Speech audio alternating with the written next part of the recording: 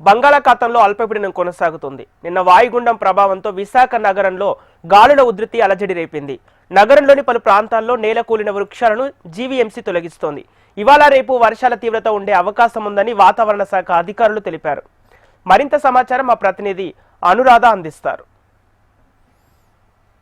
విశాఖపట్నంలో నిన్న వాయుగుండం ప్రభావంతో మొత్తం విశాఖలో ఉన్న చాలా ప్రాంతాల్లో చెట్లన్నీ కూడా విరిగి నేల కొరిగాయి. మరి ఈ బీభత్సాన్ని చూస్తే కనుక మరొకసారి విశాఖ ప్రజలు హుద్హుద్ తుఫాన్ని తలుచుకున్న పరిస్థితి కనిపించింది.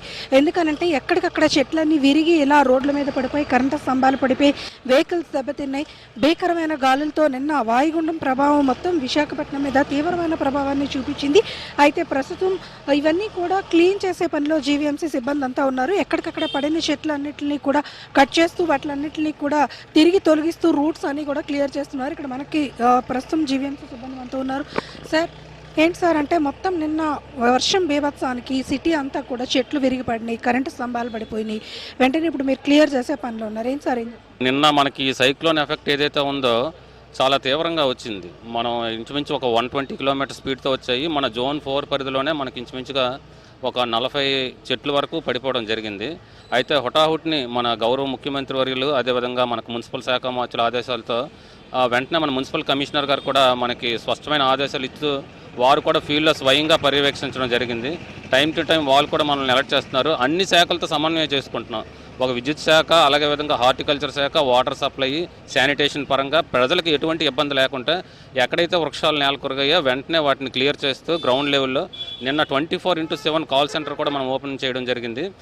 కమిషనర్ సార్ కూడా టెలికాన్ఫరెన్స్ కానీ, ఫీల్డ్లో స్వయంగా తిరగడం కానీ మమ్మల్ని అందరినీ కూడా యాక్టివేట్ చేస్తూ మన బీచ్లో కానీ ప్రతి ఒక్కటి కూడా స్వయంగా ఆయన కూడా పర్యవేక్షిస్తూ మేమందరం కూడా నిరంతరంగా ఈ కాల్ సెంటర్ ఓపెన్ చేసి అతి తొందరలోనే మళ్ళీ మనం ఎక్కడైతే మనకి వృక్షాలు నేలకొరిగాయో వెంటనే జేసీబీలో పెట్టుకుని వెంటనే క్లియర్ చేసి అతి తొందరలోనే మళ్ళీ మనం సాధారణ స్థితికి తెచ్చే ప్రయత్నం అయితే తీవ్రంగా. సార్ అంటే నగరంలో ఉన్న అతి భారీ వృక్షాలు, అలాగే మనం చూస్తే కనుక గోడలు కూడా కొన్ని కూలిపోయిన పరిస్థితి ఉంది. అంటే వృక్షాలు వేళ్లతో సహా పెకిలించబడే అంత తీవ్రమైన గాలి వచ్చింది.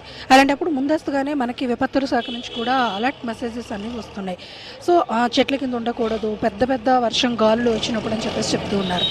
ఇంత బీభత్సంగా చెట్లు పడిపోయినాయి కాబట్టి మళ్ళీ దీన్ని ఎలా అంటే ఇప్పుడు మీరు ప్రస్తుతం వీటిలన్నింటినీ క్లీన్ చేస్తున్నారు. భారీ వృక్షాలు ఉన్న దగ్గర ఎలాంటి జాగ్రత్తలు అంటే ముందు నుంచి మనం అలర్ట్ చేస్తూనే ఉన్నాం పబ్లిక్కి. అయితే మరి ఎక్కడ కూడా మనకి ఎటువంటి అవాంఛనీయ సంఘటనలు అయితే ఏం జరగలేదు. అయితే తీవ్రంగా రావడం వల్ల కొన్ని చెట్లు మనం ఎంత ప్రికాషన్స్ తీసుకునేటప్పటికీ హార్టికల్చర్ వారు కానీ మేము కానీ ఎంత చేసినప్పటికీ చాలా తీవ్రంగా రావడం వల్ల దురదృష్టవశాత్తు ఒక 30 నుంచి 40 చెట్లు పెరిగాయి. కానీ ఎక్కడ కూడా మనకి ఎవరికి గాయాలు కానీ ప్రాణ నష్టం కానీ ఏం జరగలేదు. దీన్ని తొందరలోనే మనం క్లియర్ చేసి సాధారణ స్థితికి తెస్తాం మేడం. Thank you.